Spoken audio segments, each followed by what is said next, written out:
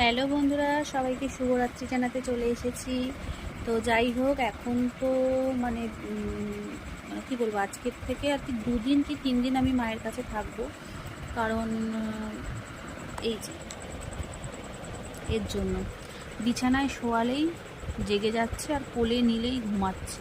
এবার দেখো, ওর মাকেই ওকে কিন্তু করতে হবে, প্রত্যেকের মারাই করে। এবার আমি তো বাড়ি যাবই, কারণ আমার মেয়েদের পরীক্ষা যেহেতু।